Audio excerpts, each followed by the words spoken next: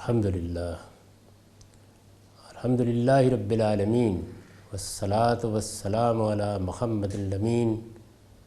فاعوذ باللہ من الشیطان الرجیم بسم اللہ الرحمن الرحیم۔ خواتین و حضرات، ہم میزان حصہ دوم میں قانون معاشرت کا مطالعہ کر رہے ہیں۔ یہ اس حصے کا دوسرا باب ہے۔ اللہ تعالیٰ نے مرد و زن کے اختلاط کے جو آداب سورہ نور میں بتائے ہیں، ان کو ہم نے تفصیل کے ساتھ پچھلی نشستوں میں سمجھ لیا ہے۔ اس کے بعد میں نے عرض کیا تھا کہ اب ہم سورہ احزاب کے احکام کی طرف پڑھیں گے۔ سورہ احزاب میں عام مسلمانوں کو کوئی احکام نہیں دیے گئے، لیکن ایک موقع کے اوپر چونکہ عام مسلمان عورتوں کا ذکر بھی ہوا ہے، اس کی بنا پر اور ازواج مطہرات سے متعلق احکام کی تعمیم کر کے بعض اہل علم نے ان کو بھی شریعت بنا دیا ہے، اس لیے ان کو سمجھنا ضروری ہے۔ میں نے یہ لکھا ہے کہ عام حالات میں آداب یہی ہیں۔ یہ لفظ بہت اہم ہے، یعنی ایک ہماری عام زندگی ہے، معمول کی زندگی ہے، جس میں ہم شہروں میں رہتے ہیں، دیہات میں رہتے ہیں، مرد بھی کام کرتے ہیں، عورتیں بھی کام کرتی ہیں۔ کوئی عورت اپنی ثوابدید سے گھر ہی میں رہنا پسند کرتی ہے، کوئی ملازمت کر لیتی ہے، کاروبار کر لیتی ہے۔ یہی معاملہ دیہات کا ہے۔ دیہاتی زندگی میں بھی بہت سی ایسی خواتین بھی ہوتی ہیں کہ جو گھروں ہی کے اندر، جس کو ہم کہتے ہیں ہاؤس وائف کا کردار ادا کرتی ہیں، اور بعض کھیتوں میں بھی کام کرتی ہیں، بکریاں چرانے کے لیے بھی لے جاتی ہیں، جانوروں کا چارہ بھی سر پر اٹھا کے لے آتی ہیں۔ تو اس طرح ایک عام حالات میں زندگی معمول کے مطابق جاری رہتی ہے۔ اس میں کن آداب کا لحاظ رکھنا چاہیے وہ اللہ تعالیٰ نے بتا دیے ہیں، اور وہی آداب ہیں۔ نہ ان میں تن کے برابر کوئی کمی کرنی چاہیے، نہ ان میں اضافہ کرنا چاہیے۔ میں نے ان کو بہت وضاحت سے بیان کر دیا ہے۔ میں پھر خلاصہ کر دیتا ہوں کہ جب گھروں میں جائیں تو اجازت لے کے جائیں، اجازت نہ ملیں تو دل میں کوئی تنگی محسوس کیے بغیر واپس آ جائیں۔ عورتیں اور مرد دونوں غض بصر سے کام لیں۔ اسی طرح اپنی شرمگاہوں کی حفاظت کریں، لباس با کرینہ پہنیں۔ عورتیں خاص طور پر اپنے زیب و زینت کی نمائش نہ کریں۔ ہاتھ، پاؤں، چہرے اور لباس وغیرہ کی زینتیں البتہ اس سے مستثنیٰ ہے۔ پھر ایک دائرہ ہے جس میں وہ اس کا اظہار بھی کر سکتی ہیں، وہ محرم اعزہ کا دائرہ ہے، اور اپنے سینے کو انہیں ڈھانپ کر رکھنا چاہیے، اپنے گریبان کو بھی ڈھانپ کر رکھنا چاہیے۔ یہ آداب ہیں جو عام حالات میں مسلمان عورتوں کو بتائے گئے ہیں۔ یہ آداب اللہ تعالیٰ نے بتائے ہیں، اور اللہ تعالیٰ سمیع و علیم ہے۔ جو مسلمان عورت اور جو مسلمان مرد بھی اللہ پر سچا ایمان رکھتا ہے، اسے چاہیے کہ ان آداب کی پابندی کرے۔ پھر ہم یہ جانتے ہیں کہ بعض اوقات خصوصی حالات پیدا ہو جاتے ہیں، یعنی عام حالات میں کچھ قوانین ہیں جن کی ہم پابندی کر رہے ہوتے ہیں، اس میں بہت سی چیزوں میں آزادی ہوتی ہے، جنگ چھڑ جاتی ہے۔ کسی ملک میں امن و امان کے حالات خراب ہو جاتے ہیں، کہیں کسی وادی میں، کسی علاقے میں، کسی گاؤں میں ڈاکوؤں کا بار بار حملہ ہونا شروع ہو جاتا ہے۔ بعض جگہوں کے اوپر ذاتی دشمنیاں بعض رنگ اختیار کر لیتی ہیں۔ اس طرح کے بہت سے مواقع پیدا ہوتے ہیں کہ جن میں مرد ہوں یا عورتیں ہوں، ان کو کچھ زیادہ احتیاط کرنے کی ضرورت پڑتی ہے۔ اس کا تعلق ان حالات سے ہوتا ہے، یہ کوئی عمومی احکام نہیں ہوتے۔ یعنی ہم بھی یہ دیکھتے ہیں کہ مثلا ہمارے ہاں کراچی میں کچھ حالات پیدا ہوئے۔ اب اگر آپ کو یہ معلوم ہے کہ ہر اگلے موڑ پر ممکن ہے کہ کوئی ڈاکو آپ کو موبائل چھیننے کے لیے آ جائے گا، یا عورتوں کے زیورات اتارنے کے لیے آ جائے گا، تو آپ کیا کہیں گے؟ یعنی آپ کہیں گے نا کہ بھائی کوئی قیمتی موبائل لے کر باہر نہ جائیے۔ خواتین سے کہیں گے کہ ایک آدھ انگوٹھی اگر پہننی ہے تو پہن لیجئے، لیکن کوئی زیورات تمہارے پاس نہیں ہونے چاہیے۔ یا ٹھیک ہے، کوئی 10، 20، 100، 50 روپے اپنے آپ بٹوے میں رکھ لیجئے، اس سے زیادہ نہیں ہونے چاہیے۔ تو یہ کیا ہے؟ یہ ہے کہ حالات میں ایسی خرابی پیدا ہو گئی ہے جس میں کچھ ہدایات احتیاط کے طور پر دینے کی ضرورت پڑ گئی ہے۔ بالکل یہی صورتحال مدینے میں ہوئی ہے۔ یعنی اس بات کو، اس فرق کو اچھی طرح سمجھ لیجئے۔ یہ بات بھی کس طرح واضح ہوتی ہے؟ یہ بات اصل میں جب آپ اس سورہ پر تدبر کرتے ہیں اور اس کے مجموعی ماحول کو سمجھتے ہیں تو بالکل واضح ہو جاتی ہے۔ ہمارے ہاں چونکہ یہ بدقسمتی ہے کہ قرآن مجید کی ایک آیت کو اٹھا لیا جاتا ہے، اس کا سیاق کیا ہے، اس کا سباق کیا ہے، اس کا پس منظر کیا ہے، وہ کہاں زیر بحث آئی ہے۔ میں اس سے پہلے مثال دے چکا ہوں کہ وہ جو سورہ نور کی آیت 61 ہے، لیس علی الاعمی حرج ولا علی الاعرج حرج، اس کو بھی اوپر دیے گئے احکام کی جب توضیح نہیں سمجھا گیا تو ایک عجیب و غریب قسم کی مزے کا خیز تفسیر وجود میں آ گئی۔ تو یہ چیز ہے جس کو ملحوظ رکھنا چاہیے۔ عام حالات میں آداب یہی یعنی جو سورہ نور میں بیان ہو گئے، جن کی میں نے وضاحت کر دی۔ لیکن مدینے میں جب اشرار نے مسلمان شریف زادیوں پر تہمتیں تراشنا اور اس طرح انہیں تنگ کرنا شروع کیا، یعنی اب کیا ہو رہا ہے، قرآن مجید کے اور خاص طور پر سورہ احزاب کے مطالعے سے معلوم ہوتا ہے کہ جس وقت اشرار نے، یہ یہود میں بھی تھے، منافقین میں بھی تھے، یہ دیکھ لیا کہ مسلمانوں کی قوت اب یہاں قائم ہو گئی ہے، رسالت مآب صلی اللہ علیہ وسلم کی شخصیت نے لوگوں کو اپنا اسیر کر لیا ہے، یہاں دعوت پھیل گئی ہے، اور اوس اور خزرج میں سے بہت سے لوگ پورے اخلاص کے ساتھ رسالت مآب صلی اللہ علیہ وسلم کے ساتھ کھڑے ہو گئے ہیں۔ تو پھر انہوں نے یہ طریقہ اختیار کیا کہ کوئی تہمت تراشی جائے اور ان لوگوں کی اخلاقی ساکھ کو بالکل برباد کر کے رکھ دیا جائے۔ اس میں رسول اللہ صلی اللہ علیہ وسلم کے گھر کو بھی ہدف بنایا گیا، مسلمان عورتوں کو بھی ہدف بنایا گیا۔ یعنی یہ ایک بالکل ہی خاص قسم کی صورتحال ہے جس کو جب ابھی میں آپ کے سامنے رکھوں گا تو لفظ لفظ قرآن کا بتا دے گا کہ کس طرح پیش نظر رکھ کر اللہ تعالیٰ نے بعض ہدایات دی ہیں۔ عام حالات میں آداب یہی ہیں، لیکن مدینے میں جب اشرار نے مسلمان شریف زادیوں پر تہمتیں تراشنا اور اس طرح انہیں تنگ کرنا شروع کیا، یعنی گویا اب طے کر لیا گیا، بعض شرپسند لوگوں کی طرف سے طے کر لیا گیا کہ انہیں کوئی اسکینڈل بنانا ہے، تہمت تراشنی ہے، کوئی ایسی صورت پیدا کرنی ہے کہ جس میں ان مسلمانوں کی اخلاقی ساکھ اس معاشرے میں ختم ہو جائے۔ یہ چیز اگر جلیل القدر صحابہ کے معاملے میں ہو جاتی، یا یہ خدا نخواستہ رسالت مآب صلی اللہ علیہ وسلم کے گرانے کے بارے میں ہو جاتی، تو اندازہ کیا جا سکتا ہے کہ کیا صورتحال پیدا ہوتی۔ یہ وہی حالات ہیں جن میں سیدہ عائشہ رضی اللہ عنہ ام المومنین پر بھی یہ بتایا جاتا ہے کہ تہمت لگا دی گئی۔ لیکن مدینے میں جب اشرار نے مسلمان شریف زادیوں پر تہمتیں تراشنا اور اس طرح انہیں تنگ کرنا شروع کیا تو سورہ احزاب میں اللہ تعالیٰ نے نبی صلی اللہ علیہ وسلم کی ازواج مطہرات، سب سے زیادہ وہ ہدف ہیں، آپ کی بیٹیوں اور عام مسلمان خواتین کو مزید یہ ہدایت فرمائی کہ اندیشے کی جگہوں پر جاتے وقت، یعنی اب یہاں یہ ذہن میں رکھیے کہ ایک یہ ہے کہ آپ اپنے گھر میں ہیں، دوسرے یہ کہ آپ ایسی جگہ پر جا رہے ہیں کہ جس کو آپ محفوظ جگہ ہی کہیں گے، یعنی جہاں آپ کے اعزاء ہیں، اقربا ہیں، دوست ہیں، احباب ہیں، اعتماد کے لوگ ہیں، ان کے پاس جا رہے ہیں۔ لیکن ہر بستی میں،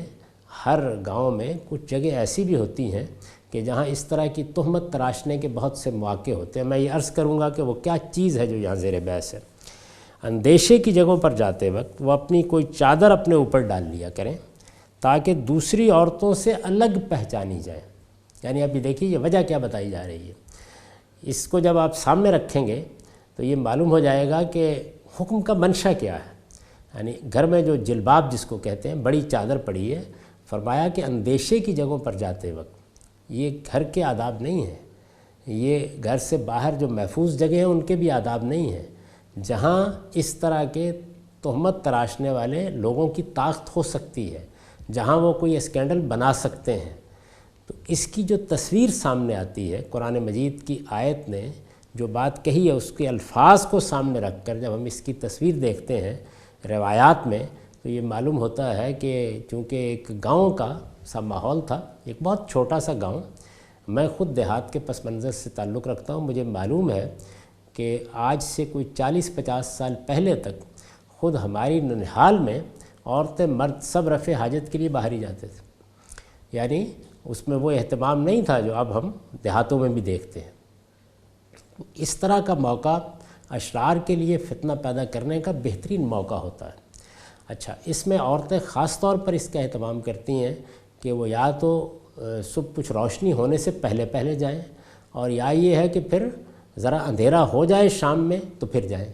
یعنی زیادہ نگاہ نہ پڑے، یہ معلوم نہ ہو کھیت ہیں، باہر کھلی جگہ ہیں، وہیں جا کر رفع حاجت کرنا ہوتی تھی۔ یہ جو ہمارے موجودہ تمدن میں غیر معمولی ترقی ہوئی ہے کہ آپ کے بیڈ روم میں رفع حاجت کی جگہ بن گئی ہے، یہ چیز نہیں تھی اس وقت، بلکہ جو آج سے پہلے کہیں آپ اپنی چھت پر چلے گئے یا اور اس طرح کے بعض اہتمام کر لیے گئے تھے، وہ بھی نہیں ہوئے تھے۔ عورتوں کو بھی باہر جانا ہوتا تھا، مردوں کو بھی عام طور پر باہر جانا ہوتا تھا رفع حاجت کے لیے۔ تو مسلمان عورتیں جب جاتی ہیں، اور ظاہرہ ازواج مطہرات کو بھی جانا ہوتا تھا، تو اس طرح کے اشرار وہاں پہنچ جاتے، اور اس کے بعد جب گرفت کی جاتی یا معلوم ہوتا کہ نہیں یہ تو پکڑے جائیں گے، پھر کہتے کہ نہیں وہ تو ہم اپنی فلاں کسی عزیز سے بات کرنے گئے تھے، وہ تو ہماری کوئی لونڈی ہے اس سے بات کر رہے تھے، ہمیں یہ اندھیرے میں معلوم نہیں ہو سکا۔ یہ صورتحال ہے جو روایتوں سے معلوم ہوتی ہے کہ اس وقت ہوئی۔ قرآن مجید کے الفاظ اس ساری تصویر کو قبول کرتے ہیں، یعنی قرآن مجید نے جیسے بات بیان کی ہے، جو وجوہ بتائے ہیں، وہ بالکل ٹھیک اس تصویر کو قبول کر لیتے ہیں۔ اس وجہ سے میں نے اس کی جانب توجہ دلائی۔ سورہ احزاب میں اللہ تعالیٰ نے نبی صلی اللہ علیہ وسلم کی ازواج مطہرات، آپ کی بیٹیوں اور عام مسلمان خواتین کو مزید یہ ہدایت فرمائی کہ اندیشے کی جگہوں پر جاتے وقت، یعنی اب یہ کیسے میں کہتا ہوں کہ یہ اندیشے کی جگہوں پر جاتے وقت کا معاملہ ہے، یعنی تفصیل تو روایت میں بیان ہوئی ہے، الفاظ یہ ہیں کہ این یعرفنا، وہ پہچانی جائیں۔ یعنی اب صورتحال کیا ہے، یہ الفاظ کیا بتا رہے ہیں؟ یعنی یہ دیکھیے کہ وہاں جب احکام دیے گئے تو یہ کہا گیا کہ یہ تمہارے دلوں کی پاکیزگی کے لیے ہیں، جو آداب سورہ نور میں بتائے گئے ہیں، یعنی وہاں مقصود ہی بالکل دوسرا ہے، اور یہاں کیا ہے، تاکہ وہ پہچانی جائیں، فلا یوزین، اور انہیں اذیت نہ پہنچائی جائے۔ یعنی مطلب یہ ہے کہ ایسی جگہوں پر ہیں جہاں پر اشرار اور باش قسم کے لوگ ان کو اذیت دے سکتے ہیں، ان کو تنگ کر سکتے ہیں، ان پر تہمت تراش سکتے ہیں، ان کے لیے کوئی اسکینڈل بنا سکتے ہیں۔ یہ این یعرفنا فلا یوزین کے الفاظ ہیں جن کو سامنے رکھ کر میں یہ عرض کر رہا ہوں کہ اندیشے کی جگہیں۔ یہ ہمارے موجودہ تمدن میں بھی ایسی صورتحال پیدا ہو سکتی ہے، جس طرح کہ میں نے اپنے ملک کے ایک بڑے شہر کی مثال دی کہ اس میں آپ کو بعض ضروری ہدایات دینی پڑ جاتی ہیں، بچوں کو کہنا پڑ جاتا ہے، اسی طرح بچیوں کو کہنا پڑ جاتا ہے، ظاہرہ انہوں نے اسکول جانا ہے، کالج جانا ہے، اور کوئی معاملات انجام دینے ہیں کہ بیٹے ذرا یہ احتیاط کر کے جائیے۔ تو اس کو کوئی شخص اگر ابدی احکام یا ابدی شریعت بنا ڈالے تو یہ صرف سوء فہم ہے۔ جو بات ہے اس کو پوری طرح سمجھ لیجئے۔ قرآن مجید ہرگز یہ نہیں کہہ رہا کہ یہ اس لیے ضروری ہے کہ اس سے تمہارے حسن کی نمائش نہیں ہونی چاہیے، یہ اس لیے ضروری ہے کہ اس سے دوسروں کی نگاہ میلی نہیں ہونی چاہیے۔ وہ اس کو موضوع بحث ہی نہیں بنا رہا، وہ یہ کہتا ہے یعرفنا فلا یوزین، وہ دوسری عورتوں سے الگ پہچانی جائیں اور کوئی اوباش انہیں اذیت نہ دے۔ یعنی اوباشوں کا آماجگاہ بنا ہوا ہے پورا کا پورا علاقہ، باہر کے لوگ ہیں جو اس موقع پر آ جاتے ہیں، اور وہ یہ کوشش کرتے ہیں کہ نبی صلی اللہ علیہ وسلم آپ کی بیویوں، آپ کی بیٹیوں اور مسلمان خواتین کے لیے کوئی اسکینڈل بنانے میں کامیاب ہو جائے۔ ہدایت فرمائی کہ اندیشے کی جگہوں پر جاتے وقت وہ اپنی کوئی چادر اپنے اوپر ڈال لیا کریں تاکہ دوسری عورتوں سے الگ پہچانی جائیں، اور ان کے بہانے سے ان پر تہمت لگانے کے مواقع پیدا کر کے کوئی انہیں اذیت نہ دے۔ یعنی اذیت دینے کا لفظ کیوں استعمال کیا گیا ہے کہ کوئی اسکینڈل بنے گا تو ظاہر ہے کہ ایک مسلمان شریف زادی کے لیے یہ کوئی معمولی درجے کی بات نہیں ہے، یہ اذیت ہے جو یہاں زیر بحث ہے۔ یہ بات بالکل جب میں ابھی آیتیں آپ کے سامنے رکھوں گا تو واضح ہو جائے گی، روایتوں سے معلوم ہوتا ہے۔ اب یہ دیکھیے کہ پہلے میں نے قرآن مجید کا خلاصہ بیان کیا کہ وہ کیا بات کہہ رہا ہے، میں یہ بتاؤں گا آپ کو کہ آیتوں میں یہ بات کس طرح واضح ہوتی ہے۔ اس کے بعد میں نے یہ بتایا ہے کہ روایتوں میں جو تصویر آتی ہے ہمارے سامنے وہ یہ ہے۔ روایتوں سے معلوم ہوتا ہے کہ مسلمان عورتیں جب رات کی تاریکی میں یا صبح منہ اندھیرے رفع حاجت کے لیے نکلتی تھیں تو یہ اشرار ان کے درپے آزار ہوتے، اور اس پر گرفت کی جاتی تو فوراً کہہ دیتے تھے کہ ہم نے تو فلاں اور فلاں کی لونڈی سمجھ کر ان سے فلاں بات معلوم کرنا چاہیے تھی۔ یعنی یہ روایتوں میں بیان ہوا ہے، آپ چاہیں تو اس کو قرآن مجید کی تفاسیر میں بھی دیکھ لیں، میں نے نیچے حوالے دے دیے ہیں، اس کو کشاف نے بھی نقل کیا ہے اور اس کو ابن کثیر نے بھی تفسیر القرآن العظیم میں نقل کیا ہے۔ یہ تصویر معلوم ہوتی ہے۔ میں پھر عرض کر رہا ہوں کہ یوں نہیں ہے کہ اس تصویر کو سامنے رکھ کر قرآن مجید کو سمجھا جائے گا۔ قرآن مجید نے جو ہمارے سامنے تصویر کھینچی ہے اس کی یہ تفصیل ہے اور یہ بالکل واضح ہو جاتا ہے۔ اب یہ دیکھیے ارشاد فرمایا ہے وَالَّذِينَ يُؤْذُونَ الْمُؤْمِنِينَ وَالْمُؤْمِنَاتِ بغیر مکتسبوا، اور جو لوگ مسلمان عورتوں اور مردوں کو ان چیزوں کے معاملے میں اذیت دیتے ہیں جن کا انہوں نے ارتکاب نہیں کیا ہے۔ یہ بالکل ٹھیک تعبیر ہے اس بات کی کہ وہ اسکینڈل بنانے کی کوشش کر رہے ہیں۔ یہ اذیت کو قرآن نے کھول دیا، یہ بتا دیا ہے کہ کیا چیز ہے۔ جو فرمایا نا کہ یورفن فلا یوزین، کہ وہ دوسری عورتوں سے الگ پہچانی جائیں اور انہیں کوئی اذیت نہ دی جائے، وہ کیا اذیت ہے پہلے اس کو واضح کیا ہے۔ اور جو لوگ مسلمان مردوں اور عورتوں کو ان چیزوں کے معاملے میں اذیت دیتے ہیں جن کا انہوں نے ارتکاب نہیں کیا ہے، یعنی بہتان تراشتے ہیں، تہمت لگاتے ہیں، اسکینڈل بنانے کی کوشش کرتے ہیں، اس کا بہترین موقع، گھر میں بیٹھے ہوئے تو نہیں اسکینڈل بن جائے گا، بہترین موقع ان کو اس وقت ملتا تھا کہ جب عورتیں، ازواج مطہرات بھی اور مسلمان شریف زادیاں بھی رفع حاجت کے لیے صبح یا شام کو نکلتی تھیں۔ اس میں کسی شخص نے اگر کوئی فتنہ پیدا کرنے میں کامیابی حاصل کر لی تو بس بات لوگوں کے منہوں پر آئے گی اور اس کے بعد اس کا سد باب آسان نہیں رہے گا۔ یہ صورتحال ہے۔ اب ذرا اس کو بہت اچھی طرح دیکھیے اور کتنی سنگین ہے یہ ان آیتوں سے آگے واضح ہو جائے گا۔ وَالَّذِينَ يُؤْذُونَ الْمُؤْمِنِينَ وَالْمُؤْمِنَاتِ بغیر مکتسبوا، اور جو لوگ مسلمان عورتوں اور مردوں کو ان چیزوں کے معاملے میں اذیت دیتے ہیں جن کا انہوں نے ارتکاب نہیں کیا ہے، یعنی وہ بے گناہ ہیں، معصوم ہیں، شریف زادیاں ہیں، اور یہی معاملہ مسلمان مردوں کا ہے، لیکن یہ لوگ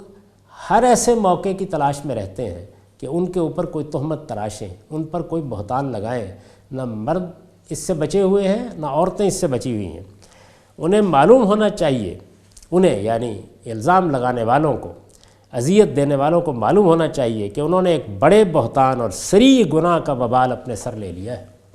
قرآن مجید کے الفاظ ہیں فَقَدْ احْتَمَلُوا بُهْتَانًا وَإِثْمًا مُبِينًا، اس درجے میں یہ حملہ ہوا ہے، یعنی مسلمانوں کے معاشرے میں اس وقت ان اشرار نے اس طرح فساد پیدا کرنے کی کوشش کی ہے۔ قرآن مجید میں ان اشرار کی رشوت دوانیاں زیر بحث ہیں۔ انہوں نے سیاسی اقدامات بھی کیے، قتل قتال تک نوبت بھی پہنچی، انہوں نے غداری بھی کی۔ اس کی بڑی تفصیلات ہیں اور ان میں سے بعض میں آگے بیان کروں گا قانون جہاد میں۔ تو ہر پہلو سے رسالت مآب صلی اللہ علیہ وسلم کو بھی اذیت دینے کی کوشش کی گئی اور مسلمانوں کو بھی اذیتوں کا نشانہ بنانے کی کوشش کی گئی۔ اس میں ایک خاص چیز جو یہاں ہوئی وہ یہ ہے کہ اب کوئی ایسا بہتان تراشا جائے، ایسی کوئی تہمت لگا دی جائے جس سے ان کی اخلاقی ساکھ بالکل برباد ہو کے رہ جائے۔ وَالَّذِينَ يُؤْذُونَ الْمُؤْمِنِينَ وَالْمُؤْمِنَاتِ بغیر مکتسبوا فَقَدْ احْتَمَلُوا بُهْتَانًا وَإِثْمًا مُبِينًا، اور جو لوگ مسلمان عورتوں اور مردوں کو ان چیزوں کے معاملے میں اذیت دیتے ہیں جس کا انہوں نے ارتکاب نہیں کیا ہے، انہیں معلوم ہونا چاہیے کہ انہوں نے ایک بڑے بہتان اور صریح گناہ کا وبال اپنے سر لے لیا ہے۔ اب یہ دیکھیے یہ پس منظر ہے، یہ پس منظر بیان کر کے قرآن کہتا ہے کل ازواجک و بناتک و نساء المؤمنین، اس صورتحال میں یعنی یہ ہو گیا ہے، اس طرح یہ اشرار اسکینڈل بنانے کی کوشش کر رہے ہیں، اس طرح انہوں نے مسلمان شریف زادیوں کو اور پیغمبر کے گرانے کو ہدف بنا لیا ہے۔ یہ اس میں مبین کھلے گناہ پر اتر آئے ہیں اور یہ بے گناہوں پر تہمت لگانے سے اب گریز نہیں کریں گے۔ اس صورتحال میں اے پیغمبر، یا ایھا النبی کل ازواجک، اپنی بیویوں و بناتک اور بیٹیوں و نساء المؤمنین اور مسلمان عورتوں سے یہ کہیں یدنین علیہن من جلابیبہن، کہ باہر نکلیں تو اپنی کوئی چادر اپنے اوپر ڈال لیا کریں۔ یعنی اس پس منظر میں اللہ تعالیٰ نے یہ فرمایا۔ چادریں، بڑی چادریں جن کو جہاں جلباب کہا گیا ہے، وہ گھروں میں ہوتی ہی تھیں، اور اس وقت کی معاشرت جس پر میں آگے جا کے تبصرہ کروں گا اس میں عورتیں بعض اوقات اس کا اہتمام بھی کرتی تھیں اور بعض اوقات نہیں بھی کرتی تھیں۔ تو قرآن مجید نے یہ کہا کہ اس طرح کی بڑی چادریں جو تمہارے گھر میں ہیں ان میں سے کوئی چادر، من جو یہاں آیا ہے یہ من جلابیبہن، یہ جلباب من جلابیبہن کے معنی میں ہے، یعنی جو معنی عام طور پر لوگوں نے لیے ہیں اس سے، وہ کسی طرح بھی اس سیاق میں درست نہیں بیٹھتے۔ یعنی گھروں میں کوئی چادر، چادروں میں سے کوئی چادر، یدنین علیہن جلباب من جلابیبہن، یعنی جو چادر لی ہوئی ہے اس کا کوئی حصہ نہیں جس کی تمییز یہ من کر رہا ہے، بلکہ یہ اس معنی میں ہے جلباب من جلابیبہن، اپنی چادروں میں سے کوئی چادر۔ جیسے ہم کہتے ہیں کہ بھئی آپ اپنا کوئی بستر لیجئے اور چلے جائیے پکنک کے لیے، یعنی گھر میں جو بستر پڑے ہوئے ہیں انہی میں سے کوئی بستر لے لیجئے اور چلے جائیے، یا بھئی الماری میں جو کپڑے پڑے ہوئے ہیں ان میں سے کوئی کوٹ پہن لیجئے نا، سردی ہو رہی ہے۔ اس طرح کا اسلوب ہے یہ، یعنی جلباب من جلابیبہن، یدنین علیہن من جلابیبہن، کہ باہر نکلے تو اپنی کوئی چادر اپنے اوپر ڈال لیا کرے، اوپر ڈال لیا کرے یہ بالکل اوڑھ لیا کرے کہ انداز کا اسلوب ہے، یعنی وہی چیز ہے بالکل۔ تو ادنا علیہ جو یہاں فعل استعمال ہوا ہے، اوپر ڈال لیا کرے، ایسے ہی ہم بھی بولتے ہیں، یعنی اس میں بھی کوئی گھونگھٹ لگانے کا حکم نہیں ہے، بلکہ صرف اتنی بات، کوئی گھونگھٹ نکالنے کا حکم نہیں ہے، صرف اتنی بات ہے کہ یدنین علیہن من جلابیبہن، یعنی یہ گویا ایک طرح سے ایک عربی زبان کا خوبصورت محاورہ ہے جس کو استعمال کیا۔ ہم بھی کہتے ہیں بھئی اپنی کوئی چادر اوپر ڈال لو اور چلے جاؤ، یا کوئی چادر اوڑھ لو اور چلے جاؤ، تو اوڑھ لینے کے لیے یہ فعل استعمال ہوتا ہے۔ کوئی چادر اپنے اوپر ڈال لیا کرے، پھر کیوں؟ ذالک ادنیٰ ان یعرفن فلا یؤذین، اس سے یہ ممکن ہو جائے گا کہ وہ دوسری عورتوں سے الگ پہچانی جائے، یعنی اس سے مقصود کوئی پردہ کرانا نہیں ہے، اس سے مقصود ان کی الگ پہچان قائم کرنا ہے، یعنی گویا ایک علامت مقرر ہو جائے گی، اوباشوں کے لیے، اشرار کے لیے بہانے ترازی کا موقع ختم ہو جائے گا۔ یہی صورتحال کسی اس طرح کے موقع پر پیش آ جائے کہ جہاں اشتباہ پیدا کر کے کوئی اسکینڈل بنانے کی کوشش کی جائے تو ہم بھی کوئی شناخت مقرر کرنے کے لیے کہیں گے۔ یہ بعض اوقات الٹ بھی ہو جاتا ہے، جیسے جب 9/11 کے واقعات ہوئے تو اس میں مسلمان عورتیں اگر پاکستانی لباس پہن کے یا عرب لباس پہن کے باہر نکلتی تھیں تو اس میں شدید اندیشہ ہوا کہ ان کو ستایا جائے گا، کوئی اوباش ان پر حملہ آور ہو جائے گا۔ ایک خاص طرح کی فضا اس وقت امریکہ میں پیدا ہوئی تھی، تو بہت سے لوگوں نے مشورہ کیا کہ کیا اس میں مغربی لباس، سلیقے کا مہذب مغربی لباس پہن کے عورتیں باہر جا سکتی ہیں، یعنی مسلمان عورتوں کو وہاں اپنی شناخت کو چھپانا پڑا۔ یہاں صورتحال کیا ہے؟ یہاں صورتحال یہ ہے کہ شناخت نمایاں کی جائے، وہ الگ ہو جائے، اشتباہ کا امکان نہ رہے۔ یعنی اب ظاہر ہے کہ لونڈیاں بھی ہیں، ان کی اپنی عورتیں بھی ہیں، تو مسلمان عورتوں کے بارے میں کہا کہ اندیشے کی جگہوں پر جب جانا ہو، جہاں اس طرح کے کسی اسکینڈل کا خطرہ ہو، جہاں اس طرح کے اشرار کی طاقت ہو سکتی ہو، تو تم لوگ اپنے گھروں میں جو چادریں بڑی پڑی ہوئی ہیں ان میں سے کوئی چادر اپنے اوپر ڈال لیا کرو، اس سے تم لوگ الگ پہچانی جاؤ گی، تمہاری ایک الگ شناخت قائم ہو جائے گی، فلا یؤذین، اور پھر اذیت نہیں دی جائے گی۔ وَقَالَ اللَّهُ غَفُورًا رَحِیمًا، اور اللہ اپنی کوئی چادر اوپر ڈال لیا کرو، اس سے یہ ممکن ہو جائے گا کہ وہ دوسری عورتوں سے الگ پہچانی جائے اور انہیں اذیت نہ دی جائے، اور اللہ بخشنے والا ہے، اس کی شفقت ابدی۔ یہ اب یہاں پر یہ دیکھیے کہ کیا ہے ہمارے مفسرین نے، انہوں نے نہ اوپر جہاں سے تمہید اٹھائی گئی تھی اس کو پیش نظر رکھا ہے، اور نہ اس کے فوراً بعد جو بات کہی گئی ہے اس کو پیش نظر رکھا ہے، یعنی آیت کو اس کے مقام سے اٹھایا ہے اور پھر اس کو پردے کی آیت بنا دی ہے۔ اس میں سرے سے یہ حکمی بیان نہیں ہوا ہے، یعنی مسلمان عورتوں کو اسکینڈلوں سے بچانے کے لیے، اشرار کی طاقت سے بچانے کے لیے ایک وقتی تدبیر بتائی جا رہی ہے، اور اس کا مقصود کیا ہے؟ اس کا مقصود نہ پردہ ہے،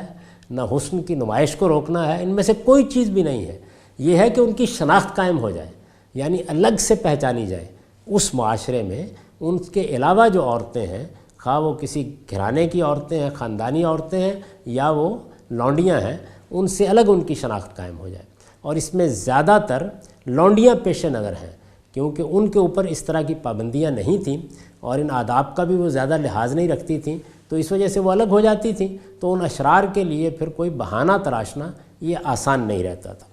تو یہ فرمایا، اب آگے سنیے، وَقَالَ اللَّهُ غَفُورًا رَحِیمًا، اللہ بخشنے والا ہے، اس کی شفقت ابدی ہے۔ مطلب یہ ہے کہ یہ تم اس کا اہتمام کرو، اس ہدایت پر عمل کرو، اس کے بعد بھی اگر کوئی ایسی چیز ہو جاتی ہے تو اللہ کرم فرمانے والا ہے، جیسے تسلی دی جاتی ہے، یہ بہت ہی تسلی، بہت ہی اطمینان دلانے کا اسلوب ہے۔ اس کے بعد فرمایا لئن لم ينتهِ المنافقون والذین فی قلوبہم مرض بل مرجفون فی المدینہ لنغرینک بہم ثم لا یجاورونک فیہا الا قلیلا ملعونین اینما ثقفوا اخذوا وقتلوا تقتیلا۔ یہ منافق اگر اس کے بعد بھی اپنی حرکتوں سے باز نہ آئے، اس کے بعد بھی کے الفاظ اس سیاق سے بالکل واضح ہو جاتے ہیں، یہ منافق اگر اس کے بعد بھی اپنی حرکتوں سے باز نہ آئے، اور وہ بھی جن کے دلوں میں بیماری ہے، اور وہ بھی جو مدینے میں جھوٹ اڑانے والے ہیں، یعنی یہ سب لوگ ہیں جو مل کے یہ سب کچھ کر رہے ہیں، یہ ہیں جو تہمتیں تراش رہے ہیں، یہ ہے کہ جو اللہ کو، اللہ کے پیغمبر کو اذیت دینے کے درپے ہیں۔ تو فرمایا کہ یہ جو ہے، پھر سنیے، یہ منافق اگر اس کے بعد بھی اپنی حرکتوں سے باز نہ آئے، اور وہ بھی جن کے دلوں میں بیماری ہے، اور وہ بھی جو مدینے میں جھوٹ اڑانے والے ہیں، تو ہم ان کے خلاف تمہیں اٹھا کھڑا کریں گے، یعنی ہم اپنے پیغمبر کو حکم دیں گے کہ اب ان کے خلاف پھر کارروائی کی جائے، پھر وہ مشکل ہی سے تمہارے ساتھ رہ سکیں گے۔ یعنی ابھی تو وہ یہیں مدینے میں رہ رہے ہیں، معاشرے کا حصہ بنے ہوئے ہیں، ایک چھوٹی سی ریاست بن گئی ہے، اسی کے شہری ہیں، لیکن پھر ہم حکم دے دیں گے اور ہم آپ کو ہدایت کریں گے کہ ان کے خلاف کارروائی کی جائے، اور پھر مشکل ہی سے تمہارے ساتھ رہ سکیں گے۔ ان پر پھٹکار ہوگی، جہاں ملیں گے پکڑے جائیں گے، اور عبرت ناک طریقے سے قتل کر دیے جائیں گے۔ اس درجے کے مجرم ہیں یہ، اس درجے کے مجرموں نے ایک صورتحال پیدا کی ہے، یعنی جو صورتحال اب بھی ہم اپنے بعض شہروں میں دیکھتے ہیں، جب ٹارگٹ کلنگ ہونے لگ جاتی ہے، جو اوباش سڑکوں پر لوگوں کو لوٹنے لگ جاتے ہیں، جب اغوا برائے تاوان کی واقعات ہونے شروع ہو جاتے ہیں، اس میں کچھ خصوصی تدابیر بتائی جاتی ہیں، ان کا عام حالات سے کوئی تعلق نہیں ہوتا، وہ وقتی تدابیر ہوتی ہیں، اور قرآن مجید نے یہاں لفظ لفظ سے، سیاق سے، سباق سے اپنا مدعا پوری طرح واضح کر دیا ہے۔ ان آیتوں کو جس طرح کہ یہ ہیں، یہ 65 سے 61 تک آیات ہیں، سورہ احزاب کی ہیں، اور یہ 33ویں سورہ ہے۔ جب لوگ عام طور پر اس ایک آیت کو بیچ میں سے اٹھا لیتے ہیں تو یہ واضح نہیں ہوتا کہ اس کا موقع کیا ہے، محل کیا ہے، اس کے بعد اس پر توجہ نہیں دیتے کہ جو حکم دیا گیا ہے اس کا مقصود کیا ہے۔ اس کا مقصود پردہ کرانا نہیں ہے، اس کا مقصود آئیں یورفن فلا یوزین ہے، تاکہ وہ پہچانی جائیں اور کوئی انہیں اذیت نہ دے۔ یہ سنیے پھر، والذین یؤذون المؤمنین والمؤمنات بغیر ما اکتسبوا فقد احتملوا بہتانا واسما مبینا یا ایھا النبی قل لازواجک وبناتک ونساء المؤمنین یدنین علیہن من جلابیبہن ذالک ادنی ان یعرفن فلا یؤذین وکان اللہ غفورا رحیما لئن لم ينتهِ المنافقون والذین فی قلوبہم مرض والمرجفون فی المدینہ لنغرینک بہم ثم لا یجاورونک فیہا الا قلیلا ملعونین اینما ثقفوا اخذوا وقتلوا تقتیلا۔ اب ان کا رواں ترجمہ سنیے، اور جو لوگ مسلمان عورتوں اور مردوں کو ان چیزوں کے معاملے میں اذیت دیتے ہیں جن کا انہوں نے ارتکاب نہیں کیا ہے، انہیں معلوم ہونا چاہیے کہ انہوں نے ایک بڑے بہتان اور سری گناہ کا وبال اپنے سر لے لیا ہے۔ اس صورتحال میں اے پیغمبر اپنی بیویوں اور بیٹیوں اور مسلمانوں کی عورتوں کو ہدایت کر دو کہ باہر نکلیں تو اپنی کوئی چادر اپنے اوپر ڈال لیا کریں، اس سے یہ ممکن ہو جائے گا کہ وہ دوسری عورتوں سے الگ پہچانی جائیں اور انہیں اذیت نہ دی جائے، اور اللہ بخشنے والا ہے، اس کی شفقت ابدی ہے۔ یہ منافق اگر اس کے بعد بھی اپنی حرکتوں سے باز نہ آئے، اور وہ بھی جن کو دلوں میں بیماری ہے، اور وہ بھی جو مدینے میں جھوٹ اڑانے والے ہیں، تو ہم ان کے خلاف تمہیں اٹھا کھڑا کریں گے، پھر وہ مشکل ہی سے تمہارے ساتھ رہ سکیں گے۔ ان پر پھٹکار ہوگی، یہاں ملیں گے پکڑے جائیں گے، اور عبرتناک طریقے سے قتل کر دیے جائیں گے، عبرتناک طریقے سے قتل کر دیے جائیں گے۔ جرم اتنا سنگین ہے، فساد فی الارض کے مجرم ہے۔ یہ وہ سزا ہے جو سورہ مائدہ میں اللہ اور رسول کے خلاف اعلان جنگ کرنے اور زمین پر فساد کرنے والے مجرموں کی سزا ہے۔ یہ اس درجے میں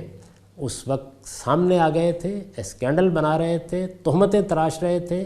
اس میں مسلمان عورتوں کو یہ تدبیر بتائی گئی۔ اس پر کچھ مزید تبصرہ بھی ابھی کرنا ہے، اس کے لیے اگلی نشست کا انتظار کیجیے۔ اقول قولی ھذا واستغفر اللہ لی ولکم ولسائر المسلمین۔